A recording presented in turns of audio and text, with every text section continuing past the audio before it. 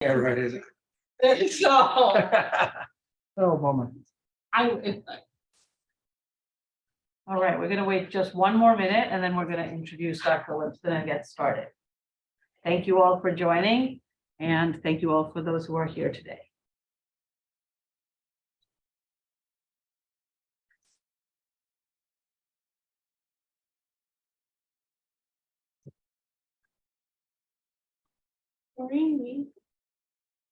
You need something?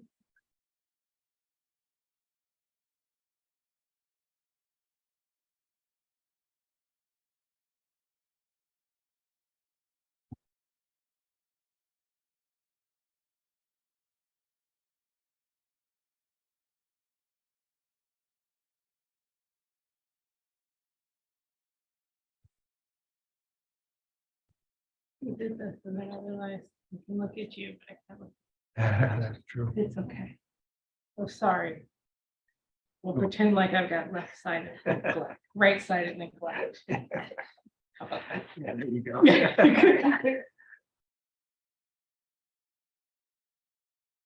All right, we're going to get started. So thank you everyone for joining the Institute for Medical Education Grand Round session. Before we introduce our speaker, just remind you that the presentation is recorded and the slides and the presenter's voice will be available on our website. In order to get CME credit, please follow your Cloud CME profile and text within 60 minutes after the talk. Along with the Office of Faculty Development, the Institute for Medical Education is absolutely delighted to welcome Dr. Monica Lypson. Dr. Lypson is the immediate past president of the Society of General Internal Medicine and is currently the Vice Dean for Education at Columbia University's Vagelos College of Physicians and Surgeons and the Rolf Schloringer Professor of Medicine at Columbia University Irving Medical Center. Her work focuses on innovations and improvements in health professions education and assessment, health equity, workforce diversity, medical care delivery, and provider communication skills. Dr. Lypson's prior role in government included serving as the Director for Medical and Dental Education for the Veterans Health Administration, where she oversaw undergraduate and graduate medical education across the nation within the Department of Veterans Affairs. She's a board-certified general internist with significant leadership experience in clinical, educational, and administrative arenas. Prior to this role, she served in many hospital leadership roles at the Ann Arbor VA healthcare system, including acting chief of staff. She also spent years in educational leadership roles at the University of Michigan Medical School, where she served as Assistant Dean for Graduate Medical Education, Interim Associate Dean for Diversity and Career Development, and the Faculty Director of the Standardized Patient Program. She's a clinician educator, has published over 80 peer-reviewed publications in top-tier medical education journals. Dr. Lypson has held national roles focused on health professions education within the ACGME, the AAMC, the NBME, and previously served as Secretary of the Society of General Internal Medicine. She has mentored faculty, staff, and peers in various specialties and administrative areas. After graduating from St. Ignatius, Dr. Lypson graduated from Brown University, received her medical degree from Case Western Reserve University School of Medicine. She completed her graduate medical training at the Brigham and Women's Hospital in Primary Care Internal Medicine. Subsequently, she went to complete a Robert Wood Johnson Clinical Scholars Program at the University of Chicago and a Master's in Health Professions Education at the University of Illinois at Chicago. She was part of the 4th cohort of the Aspen Health Innovator Program, which is part of the Aspen Institute. As a strategic visionary thinker, Dr. Lypson inspires all people at all levels to meet their goals and optimize their full potential. She's extremely committed to high quality, cost-effective care for all. Dr. Lypson continues to strive for wellness and work-life balance. She's written on the topic of physician marriages, especially in academic medicine, and is the wife of Dr. Andrew Campbell, a pediatric hematologist oncologist, and the mother of 2 school-age children. We're absolutely delighted to welcome you in person, Dr. Lypson. Thank you for joining us. thank you for that introduction. My mother was loved. I'm sitting over with David, like, is she gonna keep going on? But we'll talk a little bit about this. I'm gonna talk really fast to try to leave us some time for questions, but this talk is divided in 3 parts. Good luck. And as educators, we all think about metacognition. And so I want you to think about the the meta story about somebody telling you about their journey and what that might mean for you as clinician educators or others. And then think about how somebody or marginalized identities presents and how people navigate within academic medicine. So those are your meta jobs as we sort of do this. Let's close that so we can see your Meta. beautiful. No, Thanks. so no problem. I have no financial, nobody would actually ever pay me for this. Financial disclosures. I am married to a first generation college student and an immigrant. And the reason that's important because I'm not. And I have biases and I try to always start with knowing the biases that I know about, right? The ones that I try to mitigate and put up front. And I think as educators, this is something we always have to think about. And I start every class thinking about this. So I'm from Chicago. It's kind of funny for me to live here in New York City. I'm still not impressed. Chicago was founded by a Black man who got support from the indigenous tribes called the Council of Fire. He wouldn't have survived that mapping exercise in the Midwest, John Baptiste du Sable, without the help of those tribes. We sit on Lenape land here at in Manhattan, and that land was stolen. And we need to acknowledge the fact that there are people who suffered for us to sort of be here. I'm a product of the 4 grandparent rule, so different than marrying into a family of immigrants. I can trace both sides of my family to the 1870 census. Thus, before the 1870 census, both sides of my family were formally enslaved. The reason I bring that up is ask how many Blacks in healthcare are subject to the 4 background. Most of them are similar to my husband, or first generation or immigrant status. We are a rare commodity in healthcare, and I bring that to my bearing. I present as a cis woman and have privileges along with that as a healthcare provider. And I have to say that these conversations around social determinants of health are somewhat funny. I will only say that in company. Redlining and housing discrimination was dinner time conversation as a kid. I grew up in the most segregated town in the country. My grandparents lost their home as I-94 went through the Bronzeville, and they were the first families to go. They were so excited to go into public housing in the Ida B. Wells project. So that was, doesn't everybody have that experience as a kid? So it's kind of funny that that's the new topic at hand. And I really try to be better. We're going to talk about gender, and I have to say this is something, my language is something you can check me on it. Feel free to give me feedback. It's something I'm working on, and I'm a work in progress. You heard this story, right? It's lovely. But that's not what really is. This is the story, right? Our careers really have these highs and lows. And what's interesting is you heard about stuff you probably care about. I have one of those pedigrees. But the stuff I care about is on the other side of the slide. Joe had emailed me about, was you going to make it over from clinic? My pediatrician was a Black man, 2nd generation Meharry grad. So the idea that you couldn't be a doctor, I didn't understand that. That's what I grew up with. But he also talked about how you couldn't get attending privileges at the University of Illinois. So I also knew the challenges about education. We'll get more into this if we have time. So objectives, I wrote something to meet the CME criteria. That's not really important. The key takeaways. Intersectionality is challenging, and I want everybody to think about developing their tubers. It's really about the process, not the journey is about the process, not the outcome. And yes, we'll get to talking about women in academic medicine and marginalized clinician educators. So I'm going to spend the first 10 minutes talking about the take-home points for this talk, then you can leave. So here's the things. Trying to think about what kind of world do I live in and what kind of world do I want to live in? And so here's some principles that I've sort of tried to carry with me. And when I get upset at myself, it's because I violated these principles. And this is some of this is from my presidential presentation at SGEM, and I talked about life being gray. So here,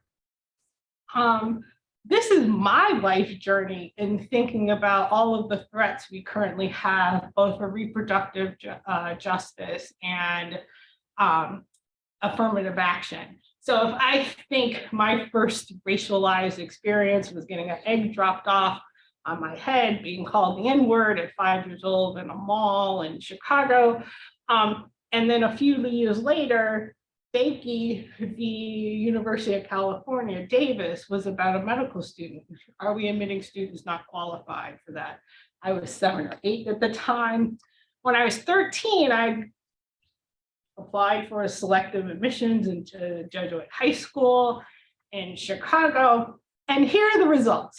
The results aren't important. The lesson is. And this is when I first started to understand what we're really talking about when we talk about affirmative action.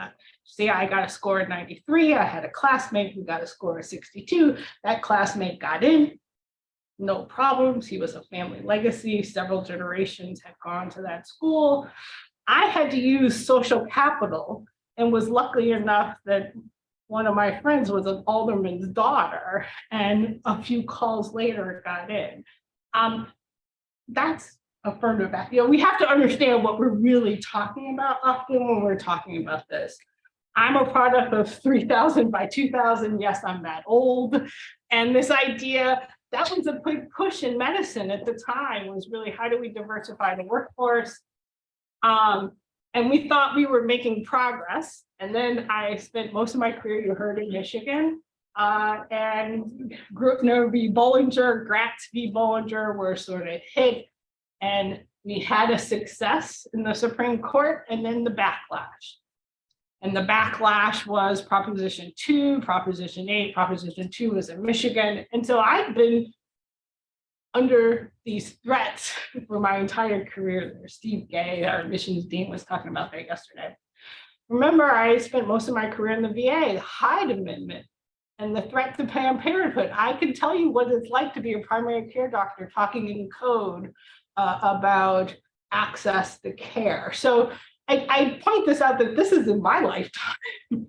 If we just go back another 100 years, how you can do that. So it gives you hope, but I also want you to see this backlash occurrence is a recurrent theme in our history. During my presidential, I was like, do I include this slide? Do I not include this slide? And I opted to include this slide in my presidential talk because these are the people who are going to change the system.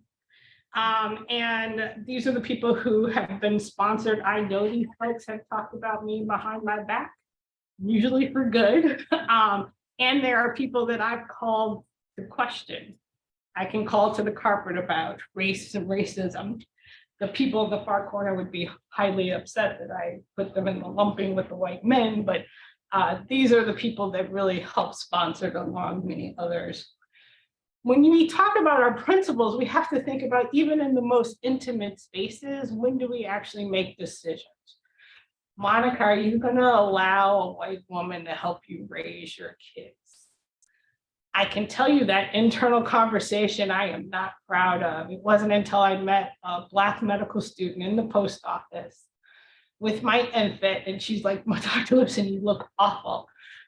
And I was like, and I just blurted out. So I'm trying to decide, am I going to hire a white nanny? And she turned to me and tears started. I was like, and she said, the person, my nanny throughout my entire time was white. She learned how to do my hair. She had and it was that moment of learning from a learner that I could actually do that.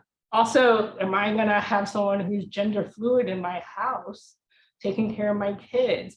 I can tell you that conversation with me and my husband, we're not proud of, but I had to sort of eventually say, I'm going to live by my values, and my values are about inclusion, and we love Brandon to death. that fell apart with COVID. So there's somebody on the scope that we actually let go because they refused to get the COVID vaccine. And it was one of the hardest things I've ever done. But again, trying to live by principle. So life is gray and we need to be honest about that. So that's the talk, a little bit long and short. And as I think about a career, one of the things I think about is every system is perfectly designed to get the results that it gets. This is Paul Batalman. I'm a QI kind of, it's like a side hustle. And if you are upset about what's happening in terms of inability to access care, the system is perfectly set up to only see patients with third-party insurance and who pay out of pocket. If we want to fix that, we actually have to fix the system. I really go for alignment and integration. The balance is not possible, and I think people need to sort of realize that. Sometimes I'm really well integrated, and other times I am not. This is the QI shout out. I really do try to use these principles, even if it's about managing my office works in the dean's office. How can we improve? How can we get rid of waste? Doing small units of change along the way. And then this is the book that got me through the pandemic. It was by Robert Franklin. I Married a Morehouse Man. Robert Franklin was the 10th president of Morehouse. He wrote this book about moral leadership. And, sort of this is, if you're going to be a good leader, you're going to ask those big questions. You're going to address the public and not just your tribe. And I think we get really tribal and we only talk to those people who agree. But if we want to make change, we actually have to talk to the entire tribe. Communications in short form, and you might argue I failed that already today. And then you want to catalyze for strategic action. Another point here is I applied for a job, and within 30 seconds, you're like, I can't work for this person. I can't work here. And I got another 55 minutes that I got to get through this interview. And it's important to actually listen, because this was actually one of the most life-changing moments. And this guy who I was like, you are like blowing smoke. I can't believe I'm even in this room. This is like a waste of time because I'm not taking this job. I can't even stand this. He started telling me a story about a lobster. That's where I was like, well, he also made the point that a lobster has to shed its exoskeleton and then a lobster, if you know this, has to do this several times throughout a lifetime, those skeletons. And that means that a lobster several times through their lifetime have to be very vulnerable. That's when most lobsters actually die.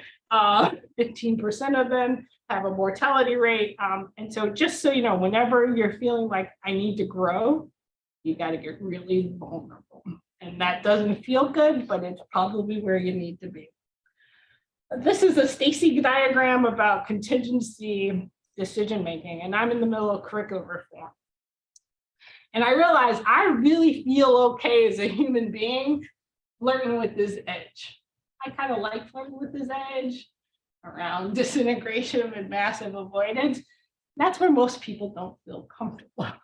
But if you want to solve complex problems, you really have to float near that edge and really use multiple intelligences to really try to solve complex problems. And so I use this diagram when I'm feeling, people are like, you're not making sense. This is not being, I'm like, oh, that's because we're actually muddling through an answer that we don't have the answer to. It's okay to feel like that. And then here's the twofer. So you've heard lots of administrative roles, but I also needed to get promoted. I was interested in an academic ladder. And so this is how you think about this. So yes, I have an administrative job, but how am I going to get some scholarship out of it? Yes, I have an administrative job, but I have to live my principles.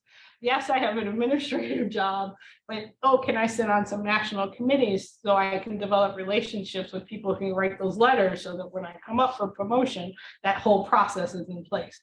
So this is how you can think strategically. It's a twofer. I'm more into 3-fers and 4-fers, but at least start with a 2. And, here's this piece. They told me to focus. I can't tell you how many times people told me to focus. And it was to help me. But I can tell you, as somebody who spent all the time during the pandemic, I was vice chair of medicine at George Washington and building primary care practices. A primary care practice building and opening access is integral to the life as an educator, right? Because we need our learners built seeing patients and longitudinal experiences, and we need and it's fundamental to health equity. So people say, well, how did you get involved with building outpatient practices and medical education? I'm like, well, of course it makes sense. So when you're challenged about focus, now I actually say the same thing to my mentees in full disclosure, but if they can argue with me back, like I just did, that's okay. And then we'll get to this a little bit. So, new section. COVID really caused this question about, at least for me, this idea of intersectionality, right? It was all the women's work that had been traditional and gender confined roles really got called into question during COVID. I told you, we've been having this epidemic of racism. I don't know why people all of a sudden discovered it, but that being said, it became highlighted during COVID. We had social justice and sexism, and those two have always gone hand in hand. If you think about people who led the civil rights movement, if we think about women's suffrage, all of these things have always been in time between social justice and sexism. And then equity. So these are questions that I asked. This section, I really give a shout out to Agatha and Deborah, who really brought me in. I had not participated in any women in medicine activities in my entire career because I was like, that's a place I don't feel comfortable. They're not speaking anything to me that is helpful. And I said, if you want to change the system, the only person that you can do is sort of get involved. So I started to get involved in thinking about this in terms of intersectionality. So I'm going to give you the data that's out there, and then we'll go on. There's a report from the AAMC came out right before the pandemic, and I think got lost. So as you heard, I spent a lot of time thinking about crooked pathways for those historically underrepresented in medicine about race and ethnicity, but there's a crooked pathway around various genders. It's so crooked, we don't even talk about the other genders, right? Like we only include a binary representation, but even in that, 51% of medical school applicants are identified as women, and then 46% of our residents. So something's happening even in that 4-year period between application and the start of residency training. And then you can look, department chairs, 18%, allopathic deans, 25%, et cetera. So this is a real conundrum that we need to all get involved with.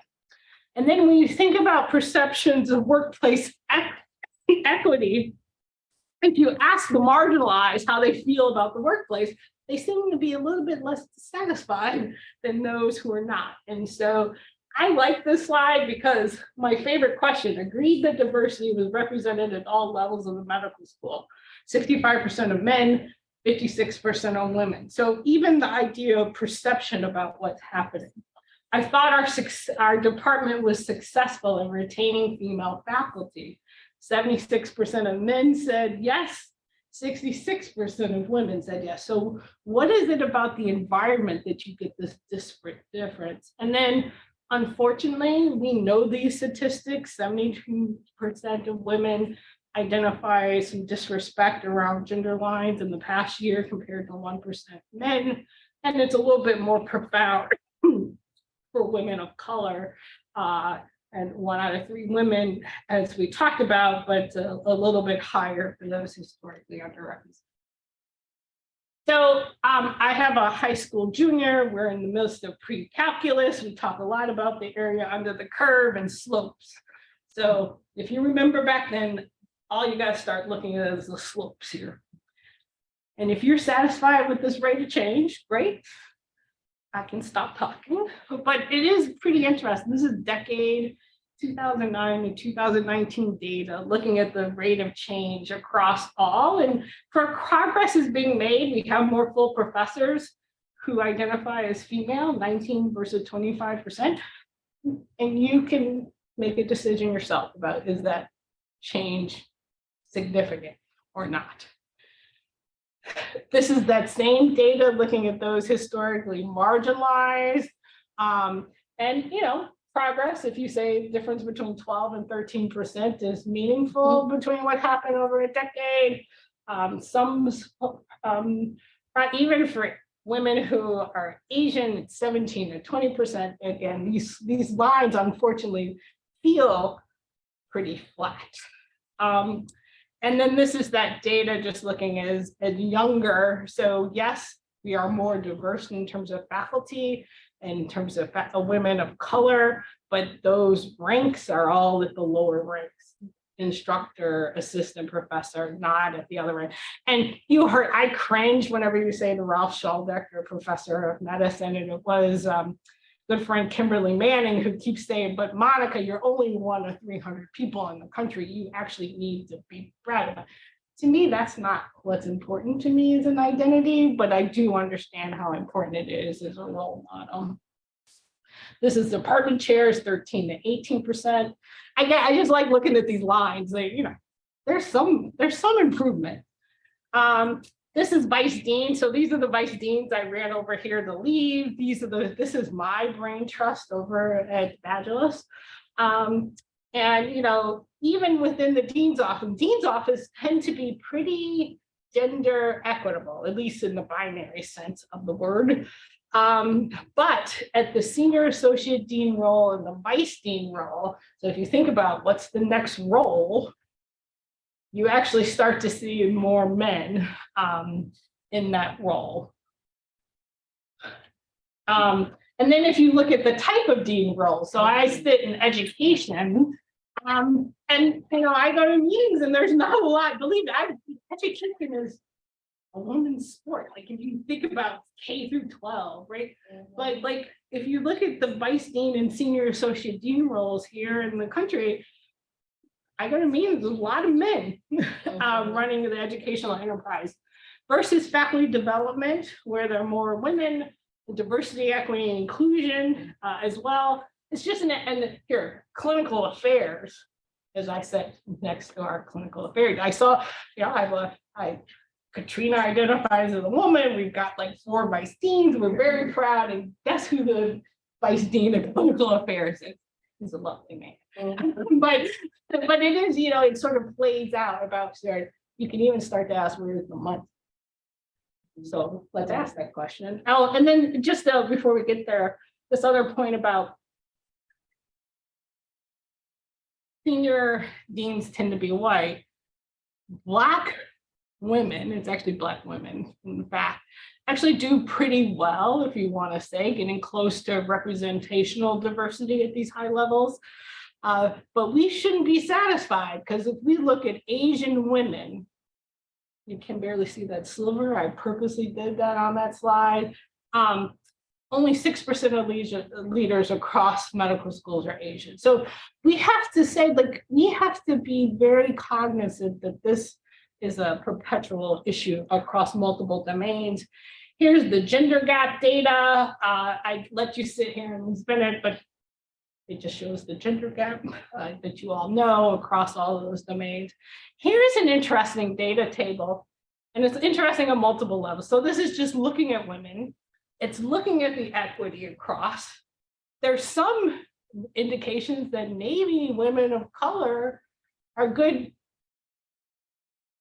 negotiators because they're actually paid a little bit more. But for instance, I actually know 4 of the 5 people in that cell. And yes, we probably all talk to each other. The problem is these cells are so small, you can't really make heads or tails about it, but it is interesting to actually see that cell. I'm like, oh, I kind of know who those people are. But that's the problem with this data, because you're like, you can't make it. So we don't know the progress that women and women of color are making comparatively in this realm. This is the 25% dean. So that's kind of the first half of sort of thinking about this intersectionality of women in medicine, and how to conceptualize what the playing field really looks like. Now we're going to sort of shift and think about that in terms of sort of my career and career clinician educators. This is the chair of physical medicine or rehab at Wake Forest. And to take you back to this, there are times I'm a product of a pathway program, a pipeline program, started in 7th grade. I was in that program from the time I was in 7th grade until I was graduated from college. My counselors, you might know one of them, I'd like to remind him he's older than me, was Bill McDade. So Bill McDade, Fred Beavers, and Eric Whitaker were always 4 or 5 years. We actually near-peered us, so none of us had medical people in our family, but at least I had a group of people who were like 4 or 5 years ahead of me. So whenever I was dealing with a problem, I go to that. And so now Bill asked me to help him when he's at the ACGME. He's the Chief Diversity Officer there. But that near peer mentoring is really key, and we have to find ways to support that. And so I'm really wedded into Gary Butts's programs here, sort of making progress, because I am a progress. I knew Holly Humphreys, who runs the Josiah Macy, as a junior faculty member. I was like 7. She doesn't remember, but I remember her. And those impacts that you have along the way about why academics again was not, I was like, oh, I spent my summers as a high school student between University of Chicago, Northwestern, Rush, etc. But it was because I could see a pathway forward for me. And then there's these things called stereotype threat that we'll get to. So I went to Brown. I was very excited to go to Brown, maybe. And I went to Brown because if you know anything about me, trying to tell me what to do is probably not the best thing in the world. And so Brown, you can just pick whatever you want. The problem was I was one of the students that got that one letter that said, you can pick anything you want, except you have to take a semester of English. Basically saying my writing scores on my SAT weren't high enough to sort of. That letter is in my brain. It's seared into my brain. It is seared. Every time I sit to write a paper, I actually think about this incident. So it's kind of important how now we can talk about, you heard a little bit, I think I overcome that, but I do think about this when it happens. And so I do think about what the system is saying to me, and then what are the things in my control. I can only control me, and I control my relationships. Yeah, I had lots of good therapies. And so here's this, when someone tells me no, it doesn't mean I can't do it. It usually just means I can't do it with them. And so that's when I've decided to leave positions. That's when I've decided to take new roles. It's not that no stops me. It's just that, okay, you and I are not going to work together. And, that's Karen Quinones Miller, or no is a suggestion, is my other way to sort of think about it. And then I try to think about what's important. My husband is DC, he runs the sickle cell program at Children's National. Happy to take questions about that later. It works. But these are the things that are important. And then this idea, asset-based activity. So I learned this from every veteran I ever took care of, right? You appeal to what people do well, you appeal to their expertise, and you use that to implement treatment decisions. You don't actually take a deficit approach to your patients. And veterans taught me that over and over again. Here, if you want to take the stereotype, why is the veteran surviving all of these issues? It's because of all these assets that they have that we probably don't tap into regularly. You think about that, taking care of your patients. So I bring that lens to thinking about clinician educators. So I have 2 colleagues, Anna Chang and Alicia Fernandez. So if you read any paper, this is a great paper if you're a clinician educator. It really takes that timeline of what the expectations are and that you need to have to make career development changes, what time where you are in the 6-year cycle from associate to professor. So it's a great paper. They talk about, the common criteria for clinician educators. It's the same across the country. It just depends on the weights are different, but it's the same. And then there's things that sort of disadvantages us if we have intersecting identities. I highlighted one there, and we'll talk about it in a minute. So I've always used my anger and curiosity to try to help promote my peer review work, my scholarship. And so this is my first paper. As a junior faculty member, it was my fellowship project, and notice it was the warning signs of declining faculty diversity. And all I want to do is look at the slope.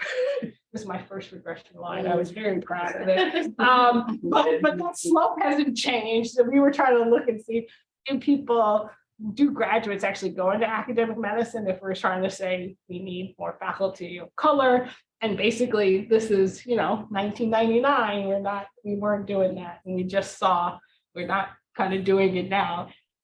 It's not very satisfying as a researcher to kind of look and say data hasn't changed. There's more of us, but percentage-wise, the data really hasn't changed over time. I was told during maternity leave with my firstborn, I thought I was ready to go up promotion. I was getting ready to fill out all the paperwork. I was told you weren't ready. What do you mean I'm not ready? I have everything. And then someone was dumb enough to say, you're missing 4 papers. You should never give me a target. And I was like, you're telling me, and we won't argue whether or not 4 papers is meaningful or not, but you're just telling me that I just need 4 papers. So I walked into Arnold Kumagai's office and I said, hey, I need you to be responsible for 2 of these. And so we wrote, which is one of the fundamental papers that I worksheet he brought me in, where I learned about Pablo Freire, thinking about critical pedagogy, and that education is really transformative when we want to think about moving people's minds away from oppression. And so I kind of laughed that it was pretty popular then, but all of a sudden in 2020, it became really popular again. And I kind of laughed. I was like, we did that 10 years ago. So you make lemon out of lemonades. Another place of anger. This is my favorite quote from my favorite editorial that I wrote. So academic medicine, this is defining academic medicine. And it's a societal structure that promotes excellence in medicine that has historically ensured the entrenchment of systemic racism. That's what academic medicine is. And so again, if we want to change it, we actually have to participate. And I am just as guilty. I told you about a pedigree that's filled with elitism. Like, what are we doing differently about that? How do I bring that consciousness to bear? So this is that editorial that we wrote. Arno and I teamed up again. We argued just like we argued the last time about that, but this was in academic medicine. A little bit into that 2 for leadership. This is a thing, I didn't just make it up. 2 for leaders by a general rule of trying to feeding at least 2 opportunities or trying to identify things done well for every problem while you're working to smother another one. So always trying to think ahead and trying to figure out what to do next. So we talked a little bit about this one for administrative role. So I was the assistant dean of graduate medical education, and probably the thing I'm most known about nationally is creating one of the first hospital-based OSCEs to try to understand, was the medical school delivering to GME a product that they could trust? And so we did a kind of intern OSCE. We were like, welcome to the University of Michigan, here's a test. And that's what I'm known for. That's what people put out. But actually, it's the next study that I think is much more profound, because we actually had enough data to actually show that that was actually a much more useful gauge of clinical expertise than USMLE scores. We actually showed when we could control for USMLE scores, those who were historically marginalized look like their peers. And that's on things like breaking bad news, delivering informed consent, being able to write orders, all these things that you need your interns to do, there was no difference. Given a standardized test, and got to play a big role about how are we using USMLE in a useful way. The other part, we did this data long enough ago to actually start to say, can we start to think about schools? What schools do this better and not? I have sworn that I would never disclose. And the ones at Michigan is because our students had done that test, so they were used to the model. But I will disclose one school. The universe of Bechdel elitism argument. If anybody ever presents to me a graduate from the University of Vermont, I will hire them in a heartbeat. Because whatever they're doing up there in Burlington, I don't know what they're producing doctors. And so it's kind of, I've told them that. So this idea that like you see this pretty picture, but there's lots of ebbs and flows along the way. Multicultural lead, you can tell how dated this is, right? I was the multicultural lead for a long time at Michigan. And so I tried to figure out how to talk about scholarship and inquiry, and then how to start. I was junior faculty at that time, talking about this. So junior faculty standing up in front of students talking about racism in circa 2004, 2006. Kamara Jones she gave all of the stuff that we applaud her for. This was part of her presidency of the American Public Health Association in 2000. So we were talking about how to actually talk about this at the time in a way that was safe. And remember, it wasn't safe to say the R word. I remember no to me as a suggestion. So I found ways that I actually could say the R word. And what I found was it was safe to actually reflect art. And so using art as a muse, so Avenue Q, for those who are too young, won the 2006 Tony Awards, and they have this great song, Everybody's a Little Bit Racist. I have lots of PowerPoints with that song embedded into the track, where I actually started to talk about and let people wrestle with this concept of race and racism. It's monsters versus people, discrimination.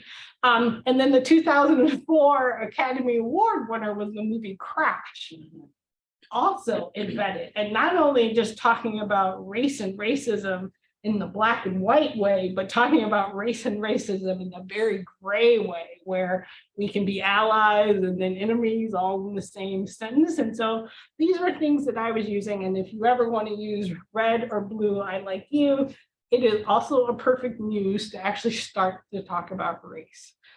And no one's going to be mad at Cookie Monster. So, in that role, people are mad at Sesame Street right now, because Sesame Street, how to do the right thing. So multicultural, I had a couple of presentations, I had a couple of publications.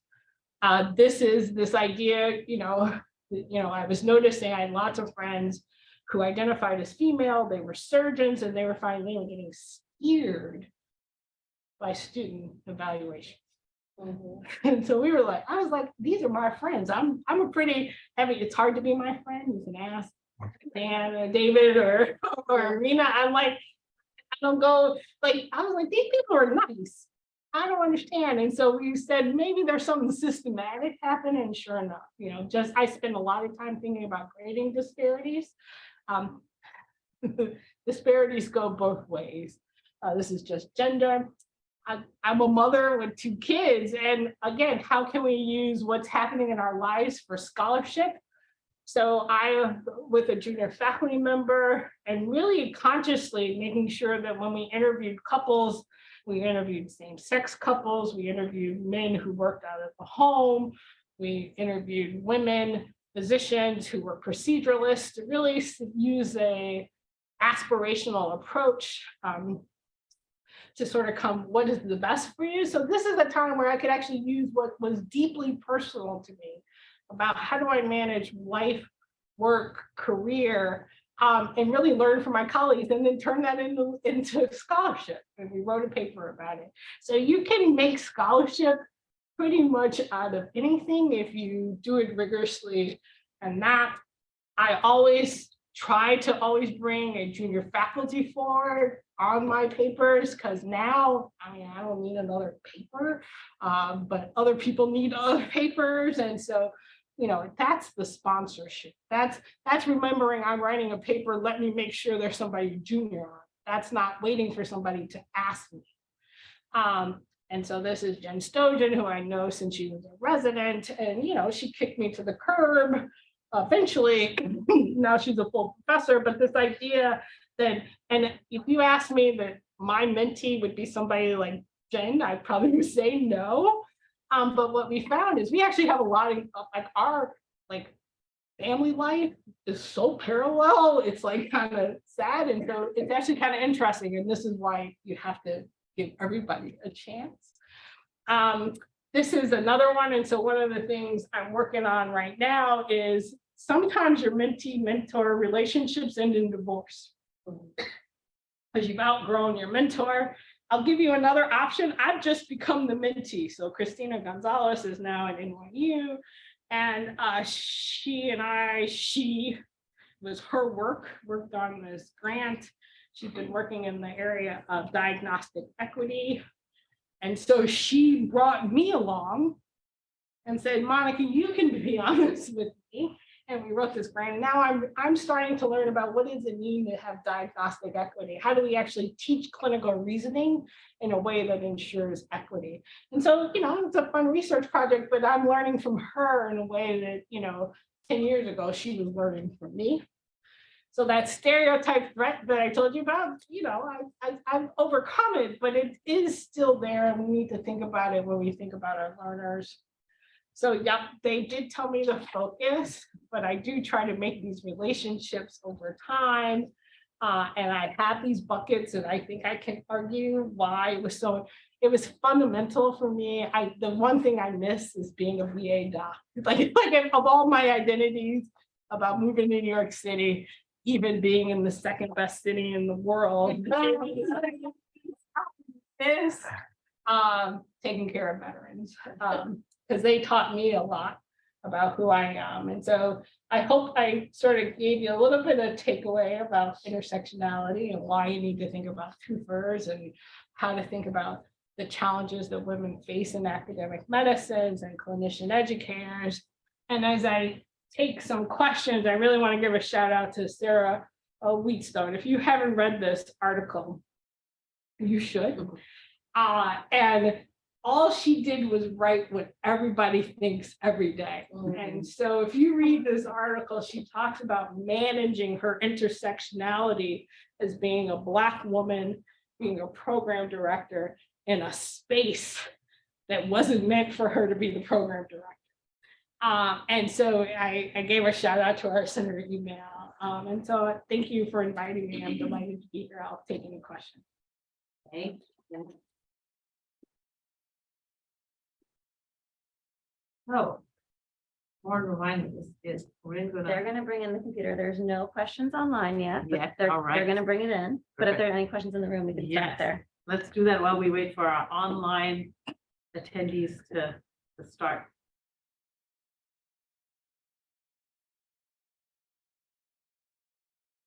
I have a comment and that's a question with a comment.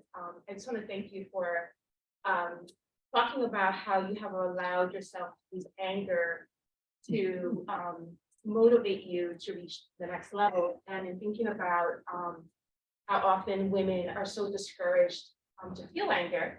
I think this is so powerful to hear you talk about how you have been able to apply anger in an effective manner. And so I'm just wondering if you can just talk a little bit more about that, about how perhaps when there have been things where you have used anger to motivate you, how you had, how maybe conversations with others have gone with when you've talked about that. So as somebody who identifies as a Black woman, right? I don't want to give in to a trope, right? Like I don't want to give in to a stereotype, yet I'm very angry, right? Like don't, but I'm actually really good now. I can tell you now where I am in my career. I can say things, I actually don't express the anger, but I actually can be in a meeting and go, I'm very angry right And to me, that's a huge, like, you might say that's not very authentic. That's not very true.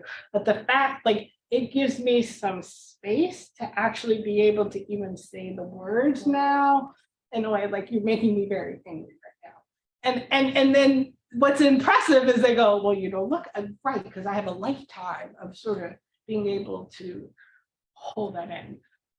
So I don't think it's not safe for me to go across town and express that anger, but it's a little safer for me to say I'm very angry right now.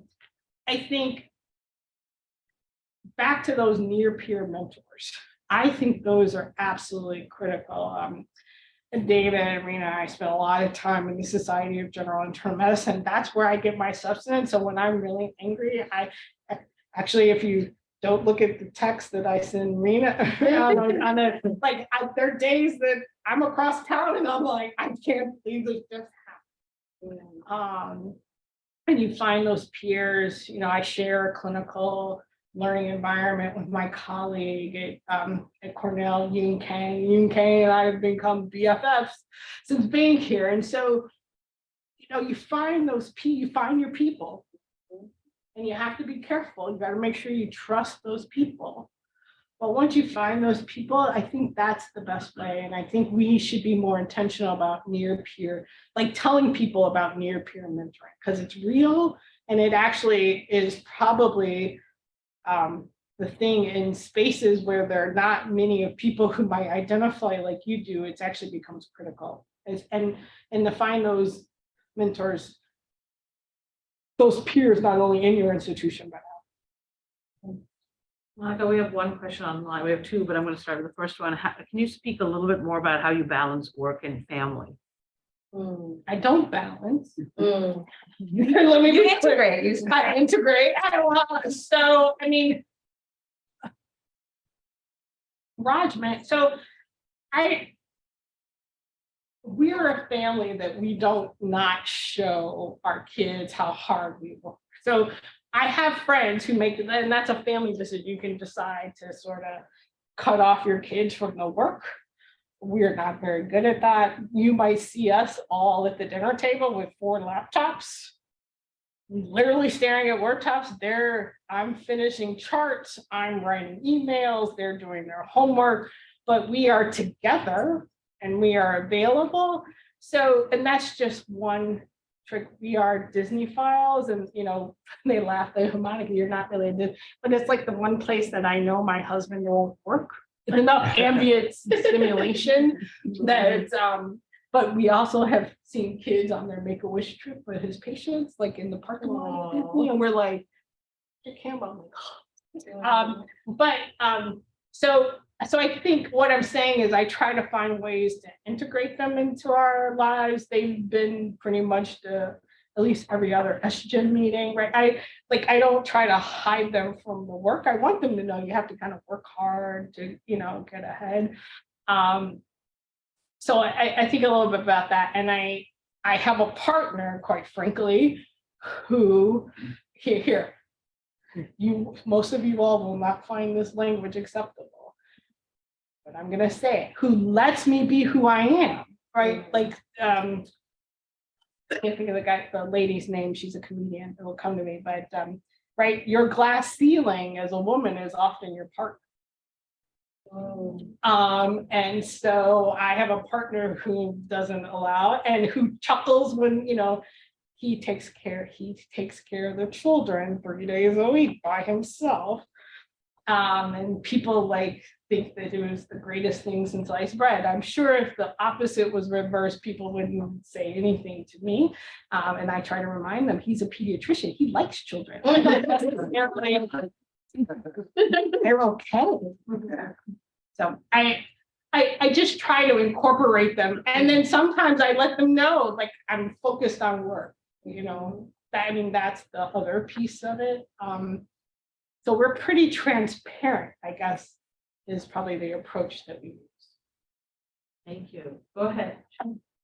Thank you so much. Listen, this has been really great, and I appreciate you in this moment in time. My name is Michelle Santé-Willis. I am Senior Associate Dean here. And all the deans are on your script, they'll probably all work at Mount Sinai. Only 10% of them do any deanship work, but the rest of them, but they fill out the form. Um,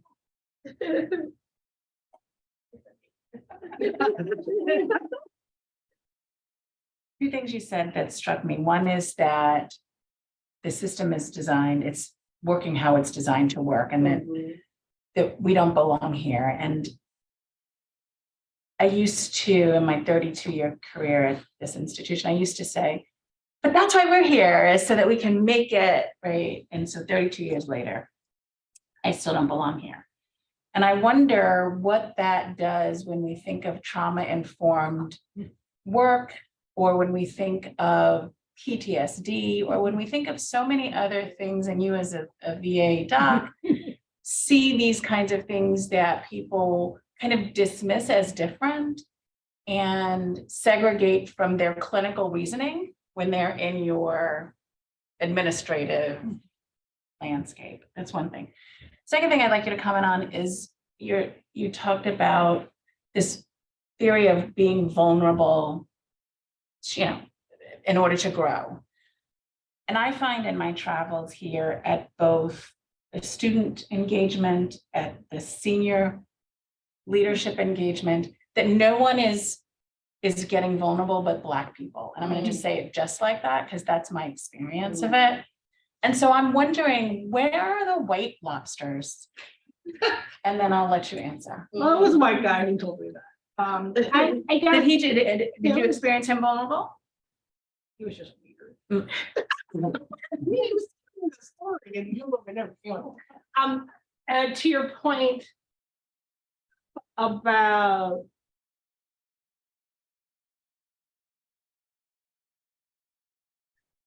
I don't belong. Well, so I'll take a little bit of issue. I belong here, you just don't know.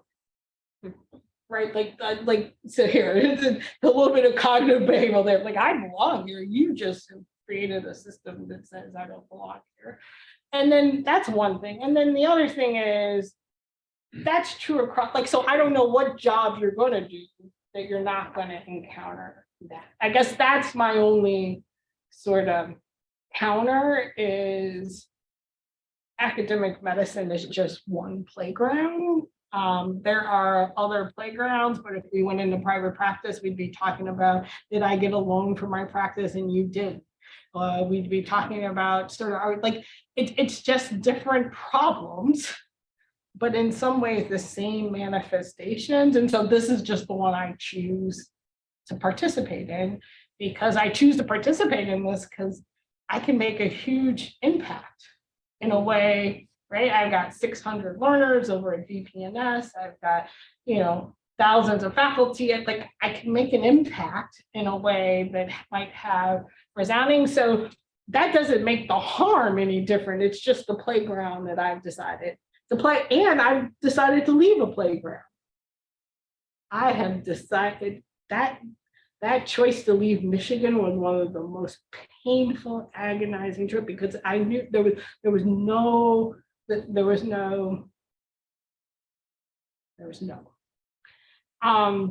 So does that, so I guess that's the way I rationalize that. It's just not.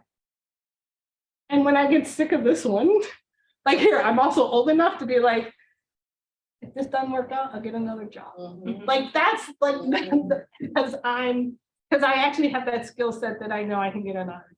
Yeah. And so once you believe that, it becomes a lot easier.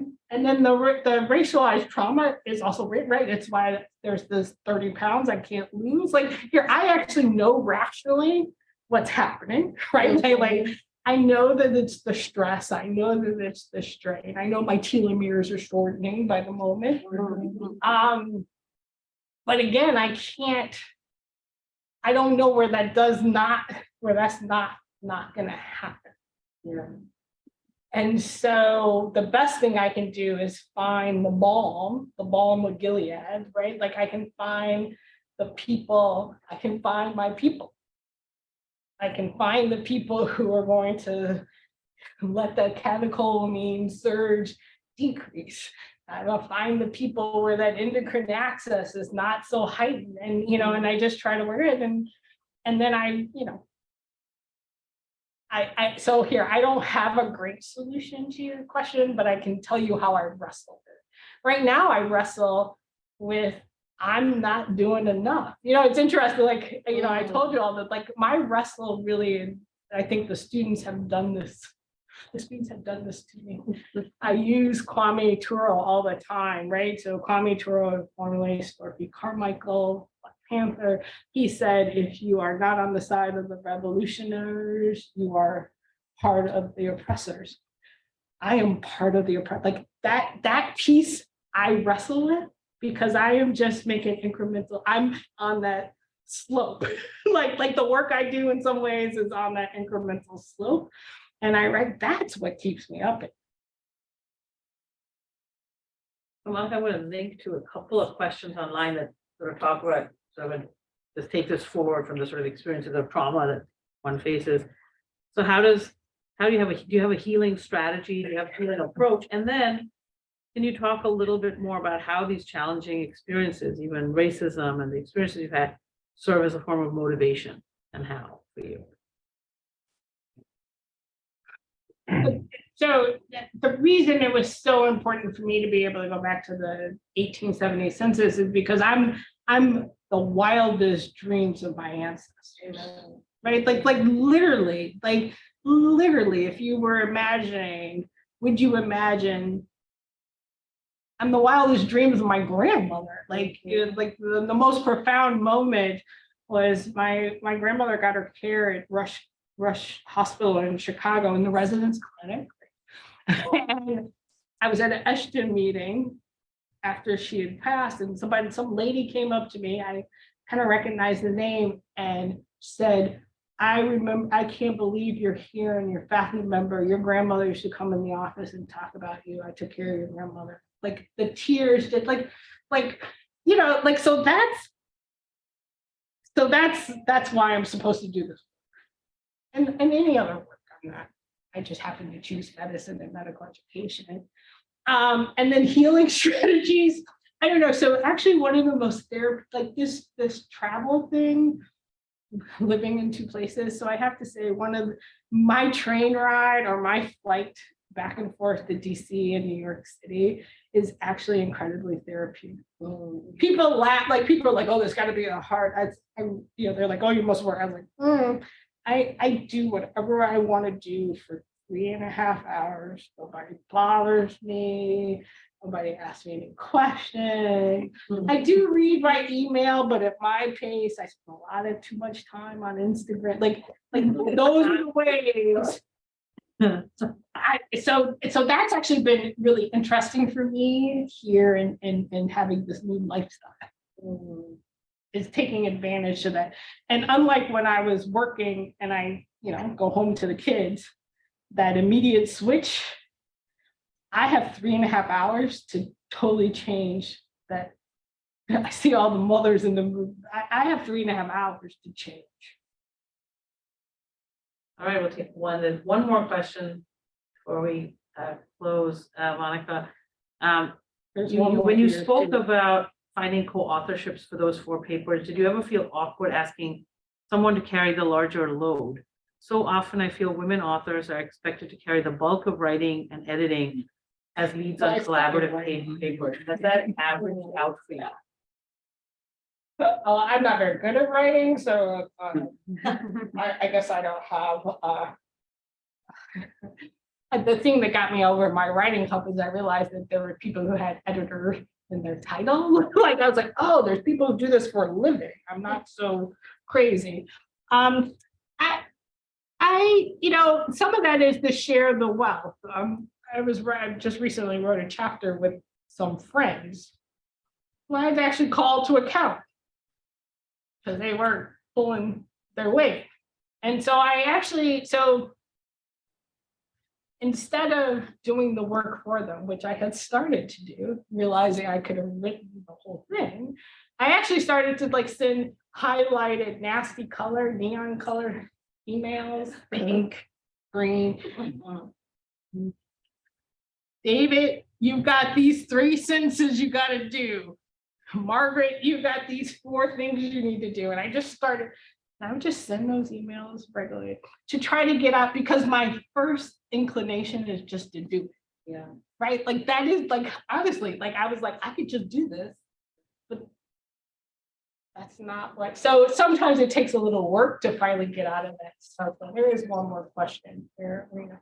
All right, we'll take, sir, oh, please, go ahead. No, that'll be our last question. Oh, thank you. Yes, I also got comments from graduate school that because I'm non-native speaker, so my writing is not that good. I also got that kind of comments, quite harsh words on my essays. And yes, I feel like your comments on the no just means they're not the one. Yes, that one really kills a little part of my heart. Yes, and I think you mentioned that as Asian female is quite invisible in this arena. And as a student, I didn't really feel that way. But right now, I'm a new assistant professor here. I really do feel like I'm really invisible, and people just interrupt my speech during the meetings. And sometimes they do not take my words seriously, even though I think I'm the expert on the playground. So do you have any questions for like junior faculty? Because I do not want to, I'm not sure if that's like, I should behave like more aggressive, but I do not want to make people feel I'm too aggressive, and it's hard to collaborate.